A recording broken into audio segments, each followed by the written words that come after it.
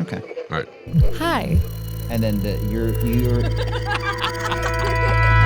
One more time.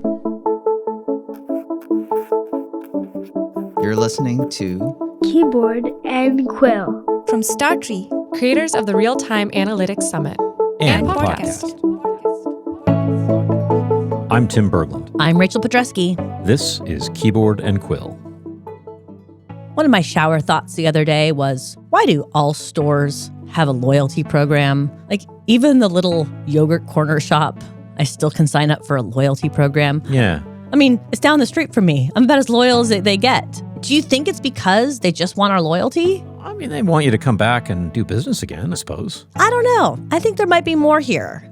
In this episode, we're going to explore how the rise of analytics has shaped the way we interact with businesses. Including those loyalty programs? Including those loyalty programs. You know, in defense of that yogurt shop, it seems self-evident to us that we should make decisions based on data. And not just our gut. Not just our gut. Honestly, I think there's something to be said for trusting your gut. But that's what modern analytics is all about. Keeping track of things that have happened, putting all that data in one place, and then asking it questions. And hopefully asking it the right questions.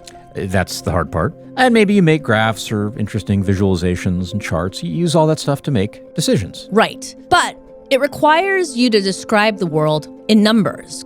And yeah, not everything in this world is a number, but a lot of things are, and increasingly so. So this works well enough. Yeah, and if it's not a number, you can kind of match it with a number and get by. But the idea of making decisions based on data is, in terms of the timescales we've been working with in this podcast, relatively new. It wasn't always so obvious like it is to us. And when we looked at the history of computing in the last episode, or at least our lens on it, it was pretty easy to trace a series of developments from the difference engine to Amazon Web Services. That's a lot harder to do with analytics. It is. And one of our sources for this series, and particularly this episode, was a great book by Dr. Doron Swade. He's a guest on this episode. It's called The History of Computing, A Very Short Introduction.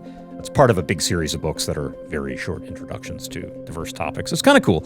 And in it, he warns of the dangers of history by chronology. I felt very seen, not in a good way.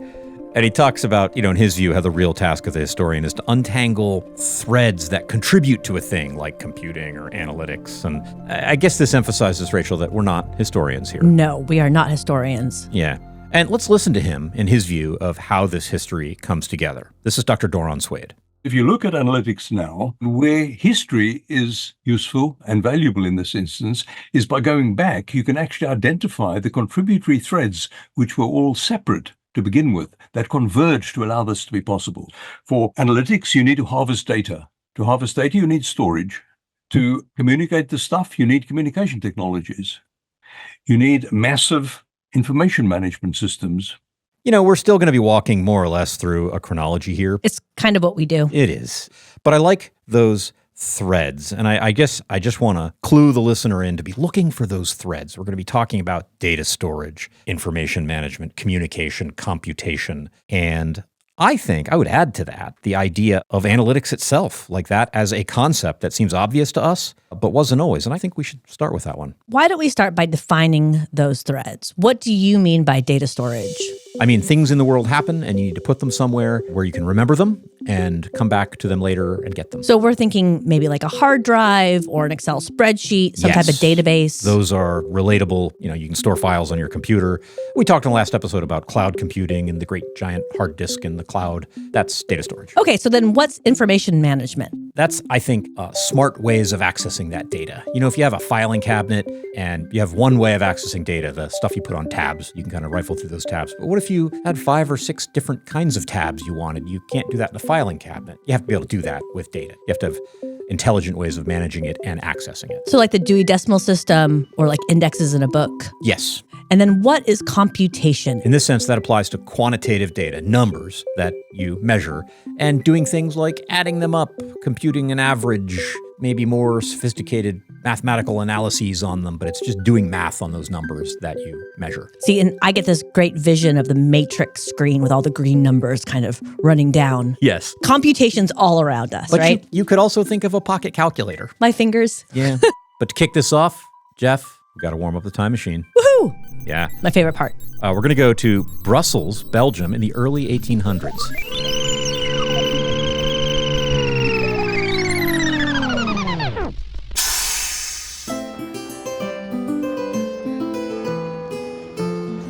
Yes, here we are. This is the country Tintin is from. He hasn't been born yet, won't be born for about another 100 years, even though he's a fictional character. We got to speak to Chris Wiggins and Matthew Jones. Now, they are the co-authors of an excellent book called How Data Happened. Here's Chris on how people at this point in time in this place in the world are thinking about data. So it's certainly true that a lot of people were trying to make sense of data in the early 19th century. I think that was a real pivotal time, and we start the book there in part because it's one of the first times that people start having fights about where data should have a seat at the table. To be clear, people had been collecting data about people from the census. In some ways, you don't have a state without statistics, keeping data about land and population and things like that. But in the 19th century, there started to be real fights about where analytics should have a seat at the table. Should you be using data not only to make sense of the state, but to make sense of people and individuals and their variance or their greatness or criminess or other things that people looked at in the 19th century? I never really thought of it that way, but of course we cared about data back then. We had to tax people. Exactly. He's referring to the work of a particular guy, Lambert Adolphe Jacques Quetelet. Great name. It's a great name. We'll just call him Quetelet. He's a PhD mathematician and astronomer, and he wanted to build an observatory in Brussels. This is pre-light pollution, so that would be like an interesting thing to do. He got funding for this observatory. The year now is 1828, and statistics was a relatively new mathematical discipline at the time, and it was mainly used by astronomers like Quetelet to fit curves to data points and things like that. Why did astronomers need to use it? Well, okay, example. You'd maybe be observing the path of an asteroid. And so you'll look in your telescope and you'll be like, okay, it's here relative to these background stars. And the next night it's here. And the next night, 'cause it'll move, right? It's an Right, asteroid. okay. Yeah. And you're trying to plot its orbit. Your measurements are not perfect. You're doing the best you can. There'll be a little bit of noise and error and stuff in there. And so you're trying to match those measurements to this mathematical model of what you think the asteroid's orbit might be. And just assume it's interesting. Let's just give them that they want to know. And so we've got these new mathematical tools to match these data points to basically an equation. Right. In math, you might have done a thing called the least squares method, and that's what we're talking about here. But there was a delay in the construction of his observatory. So where was all of his data going to come from? He turned his attention to the measurements of people, what he called, quote, social physics. Yeah, so he wanted to take these measurements of people that the Belgian government had been collecting and compute, he said in French, l'homme moyen, the average man. Like, what are the characteristics of the average? I think he meant person. No, pretty sure he meant man. He might have meant man, given the time. And he did this work. In fact, he's the one who gave us the famous body mass index, BMI. Great. Yeah, Thank thanks. you so much. Love that journey for you, Quetelet. So Quetelet is using this other kind of treasure trove of statistical data to apply these statistical tools that he had because he couldn't have his observatory. But there's something interesting here, right? This is kind of the intellectual birth of analytics. And there's a little thing we need to pay attention to. As an astronomer, he's doing that thing with the asteroid. You right? He's got some equation. And I think this is the orbit, and you have the laws of motion. That stuff's pretty well understood at this point. And ruining the lives of generations of people ahead of him with the BMI calculations? That's exactly right. But as an astronomer, there's this thing out there, and he's taking these measurements, and that asteroid actually has a path. There's an actual orbit, and he's trying to see how far his measurements might be from that actual orbit. There isn't actually an average man. Oh. That person doesn't exist. No. There's a bunch of individuals, and you can average things or compute statistics about their properties, but this l'homme moyen that he was trying to conjure up out of the statistics, not a thing. Point being that when we're talking about analytics and how we use data, we have to be very careful. With his social physics, Quetelet wanted to understand from the data why crime happened. Because that was really going to happen through a BMI calculation. Right? I don't know if BMI influenced that. Maybe it did.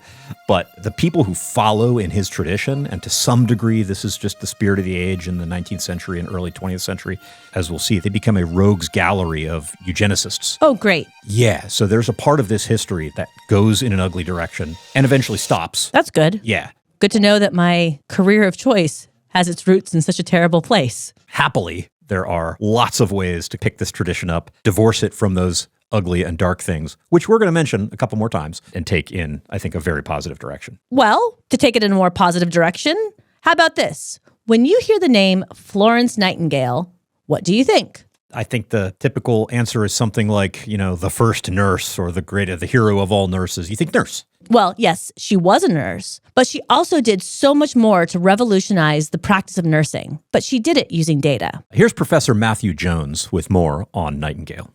Florence Nightingale, who many of you will know from, say, the history of nursing and public health, was a really early advocate for the full use of what we would think of as statistical tools and data visualization to make political arguments about the necessity of certain sanitation measures, which she argued were essential for the progress of Britain's imperial wars and colonial situation. Colonial situation. That's one of the nicest ways I've ever heard that explained. Isn't it? Dr. Jones here is referring to the Crimean War, which was 1853 to 1856. So we're about there now. Charge of the Light Brigade, where Nightingale famously found living conditions for soldiers recovering in a hospital there to be terrible. And she reformed those conditions. She made some changes, right? This is part of her work as the nurse. I don't know what motivated her to make those changes. Could have been intuition, right? Could have been, well, everything's dirty, the air is stale, let's make those things not. I don't know. But what we do know about her is that she collected data about the outcomes before and after those changes. And that wasn't a given, taken for granted kind of thing. That was a kind of new idea she had. She presented that data along with some pioneering data visualizations that we even still use that she apparently invented. Oh, very cool. Yeah, she presented these to the British government to argue for change and succeeded. Hey, let's take measurements before and after and see if our ideas worked is self-evident to us. It wasn't to her. She was a trailblazer here. Back to Dr. Jones on this. And it was a way of pushing back against other forms of political argumentation to say that things ought to be far more quantitative and data focused and needed technologies for rhetorical purposes to demonstrate her kind of arguments as well as analytic purposes. But these were highly contested by other forms of decision making, say traditional clinical medical knowledge or traditional kinds of political knowledge. So much of the story is a contestation between different kinds of knowledge, and it's one that's very much the present. So when, say, a consultant comes into a retail store and says, I know you think this is how it should be organized, but actually we've run all your point of sale data, and they come into conflict with the existing marketing team, say, that's part of this long story of contestation between different kinds of knowledge about how to do things, everything from commercial world things to academic things to, public health and government things. So I think what he's saying is that the different types of knowledge, one is quantitative, meaning coming from numbers, numerical data, and the other one is qualitative, tradition, experience, intuition. The way things should be. Yeah, exactly. Now let's take a short break, and we'll see what happens when we get back when a new generation of academic scientists gets a hold of these tools.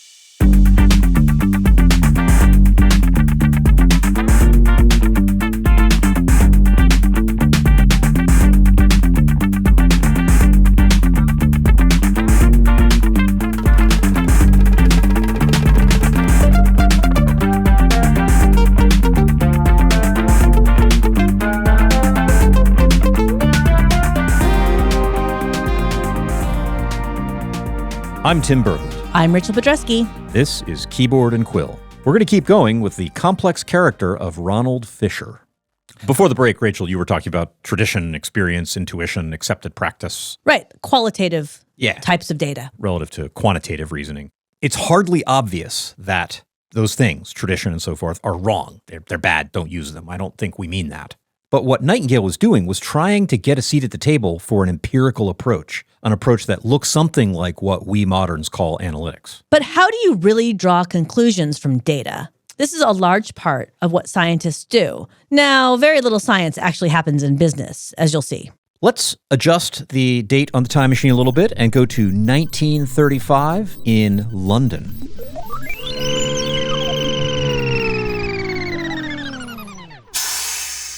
We're going to visit with a guy named Ronald Fisher. Now, Fisher was, on the one hand, kind of a polymath, biologist, geneticist, statistician. And on the other hand, he was kind of a piece of shit. He was a professor at the University College of London. And what was he a professor of? He was department head of something that was actually called the Department of Eugenics. Ooh. And editor of a journal called the Annals of Eugenics, and that is these days called the Annals of Human Genetics, which is, I think, a somewhat more respectable name. worth noting. Hopefully it has a more respectable mission. I think so. I would like to believe that. Worth noting as we talk about Ronald, he's got some important contributions to what's going on with, our thinking about data. Everybody in this space at this time, 19th century, early 20th century, has this kind of blood on their hands. It's very difficult to find a person in this space who wasn't a eugenicist, which is super ugly, I think, from where we sit looking back on it, and uncomfortable looking at the positive contributions of a person like this. This was what was driving the industry forward at the time, for better or for worse. Yes. And, of course, in the mid-20th century, for some reason, this died off. People, I think, saw in the work of the Third Reich the logical conclusion of that line of thinking, saw the deep evil in it, and you just don't find very many eugenicists after that point. In 1935, Fisher publishes a book called The Design of Experiments. And this is not a book about eugenics. It contains two very important ideas: the null hypothesis and the randomized controlled trial. You've probably heard those words before. Let's listen to Chris Wiggins on that. The light side of Fisher is that Fisher was a great proponent of two things that stuck with us to the present day. One, the idea of a null hypothesis and the idea of trying to make rigorous the idea that something happened by chance. And the other, the idea that causality is accessible if and only if you have an experiment in which you've randomized a thing that you call the cause, and then you look at the response. So those are two things that are sort of on the light side of Fisher. The dark side of Fisher includes, one, he was like a cantankerous guy involved in a lot of fights. Two, active proponent of eugenics, which, to be clear, like many people in mathematical statistics, were deeply enmeshed in the eugenics program. It was the same person who gave us the word correlation and the word regression is also the person who invented the word eugenics, for example. And the other is that Fisher's strong devotion to only causality can be assessed by randomized controlled trial meant that he, as he grew in age and wisdom, published abundant papers about maybe the idea that actually cancer causes smoking rather than smoking causes cancer. So he was a fan of smoking, well paid by the tobacco industry, as were many other statisticians at the time. But among other reasons why Fisher is castable as the villain of the story of statistics is his strong opposition to science broadly construed for understanding causality outside the existence of randomized controlled trials. Whoa. There's a lot there. There is. He was a pioneer of applying data to science and 100% sold out to the tobacco industry, and of course involved in this, at the time, sadly ubiquitous movement of eugenics. Complex is a kind way of putting it. But let's explore that stuff that Chris just said a little bit. Now, suppose I want to know, sometimes I publish some silly videos for work, right? Look me up. Suppose I want to know if publishing some silly videos parodying some famous movie scenes will encourage more people to download a free trial program or something, right? Of an analytics product. Let's just say. Now, Chris referred to the null hypothesis, okay? The null hypothesis, and you may have heard this in school, but if you don't remember, it's the statement that those silly videos have no effect on the downloads. Okay. Okay. That makes sense. Yes. So it's like you're wasting your time, or it's the kind of the negative result. It's the opposite of the thing that I'm trying to quote unquote prove with the data. So you might accidentally see an effect where one doesn't really exist because downloads were higher on that day due to random variations or whatever, lucky day, and now I think there's a connection when there's not. So Fisher came up with this rigorous framework to help us get to the point of being confident that we're seeing the effect we want to show. And that's the randomized controlled trials thing that Chris referred to. We hear a lot about that today. We do, especially when it comes to pharmaceuticals. During the pandemic, there was a lot of talk of randomized controlled trials. Basically, that means if you're testing the impact of silly videos on downloads, you have to completely randomize all the other variables that might impact downloads while you're testing the silly videos. Right. Which is ridiculous, of course. Yeah, that's how science works. But it's not how most of life works. Yes, in a lab with control over things, you can do that as a scientist. In a business, you can't. In life, you can't. Like with countries making policy decisions, you just don't get to take control over everything else in the world and randomize it. Life is messy. It really is. This brings us to the story of John Tukey, a professor of statistics at Princeton University and worked at AT&T's Bell Laboratories.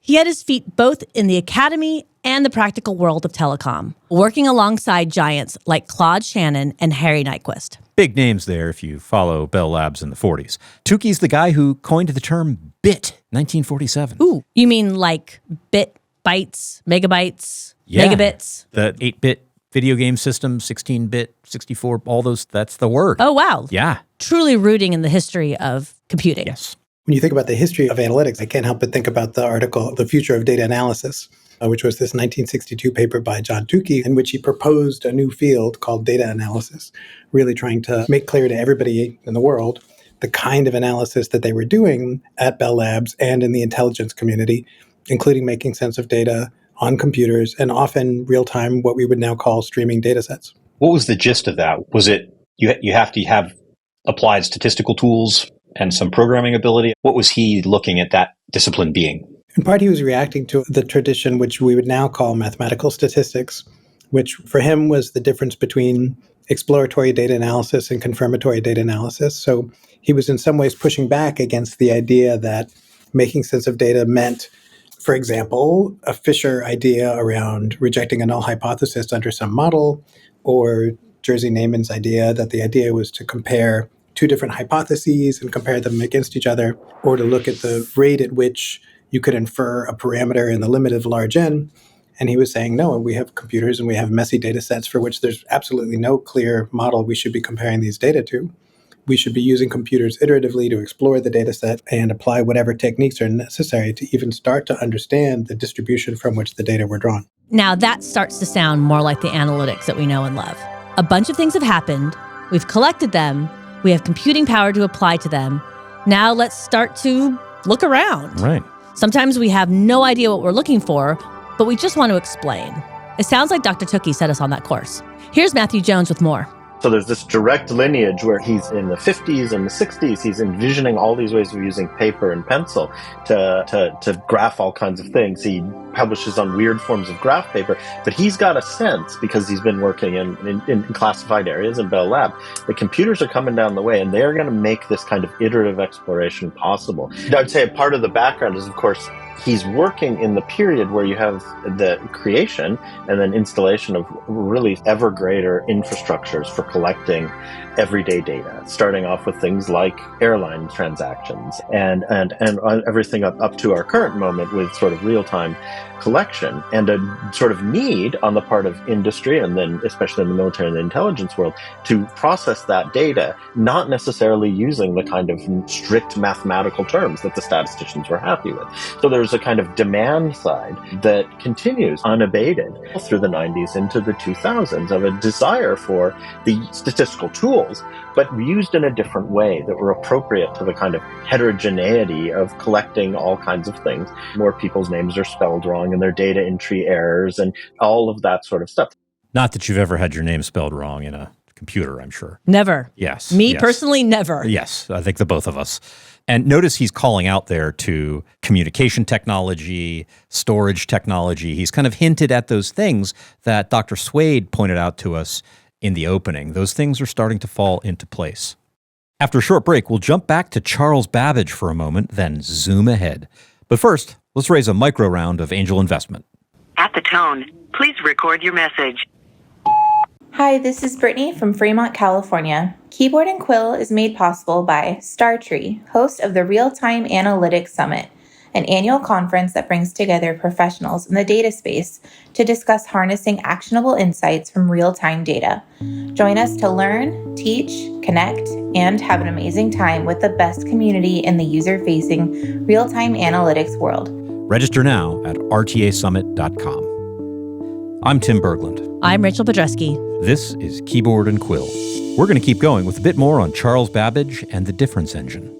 All right, so we've got the idea of analytics itself in place. Or at least something that looks kind of like what we understand today, scientific process. Yes, in tension with that sort of exploratory process of, hey, let's just start looking at data. Separation of qualitative versus quantitative information. And of those 4 threads that we started off with, that we said we were going to try to trace through our chronology, we've still got computing and information management and storage to talk about. Let's see where those things are going. All right, let's do it.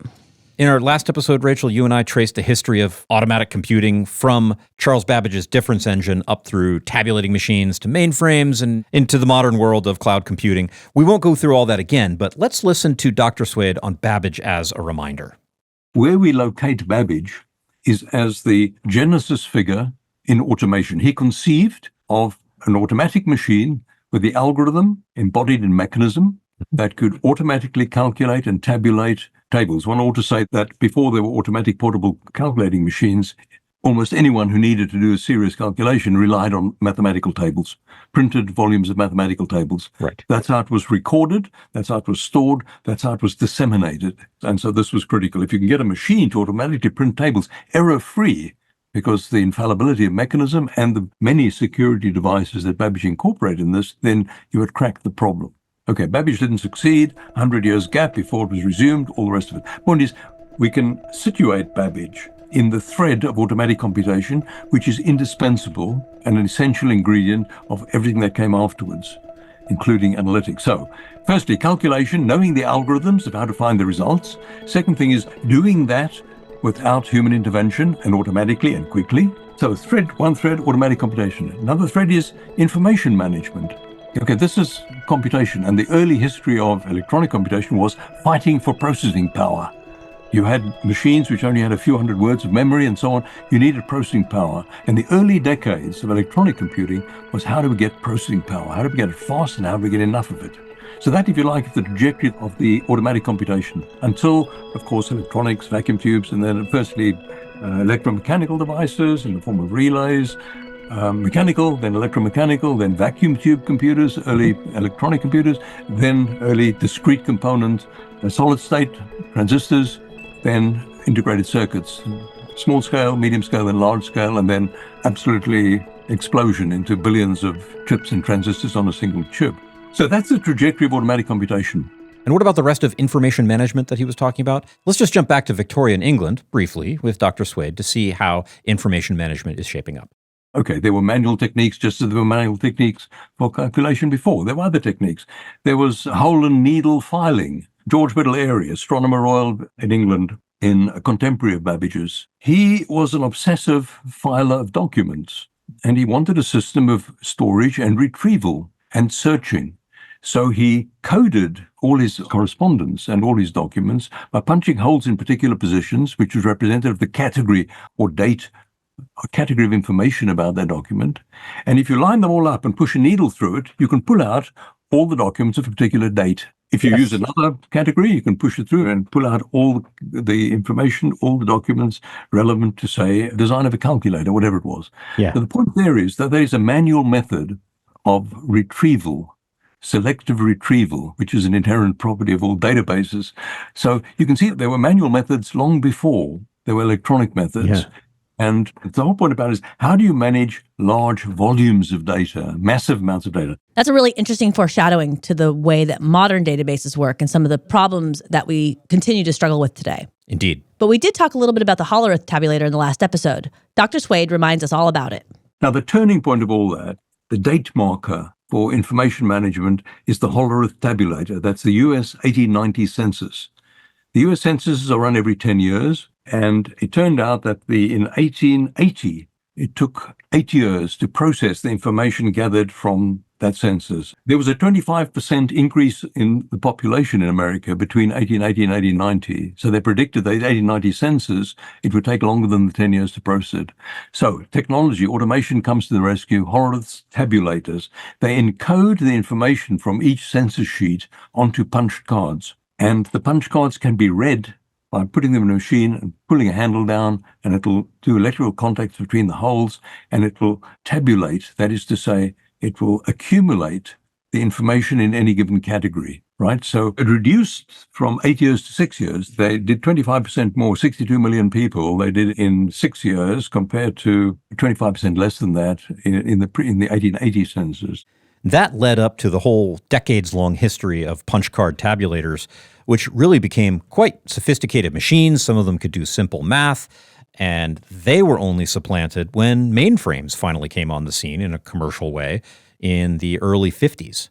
And looking back, we saw the development of the idea of analytics, with Quetelet's attempt to compute the average man, and some of the problems with that approach. But also, Florence Nightingale took a break from her nursing duties to convince the British Parliament that thinking about data in a quantitative versus purely qualitative sense could really make a difference in the quality of life for people in hospitals. Then there was Dr. Fisher, who applied some real scientific rigor to data analysis, contributed some very important ideas there, but he didn't always apply them very well in his own thinking about the world. And to some pretty controversial topics. Yeah.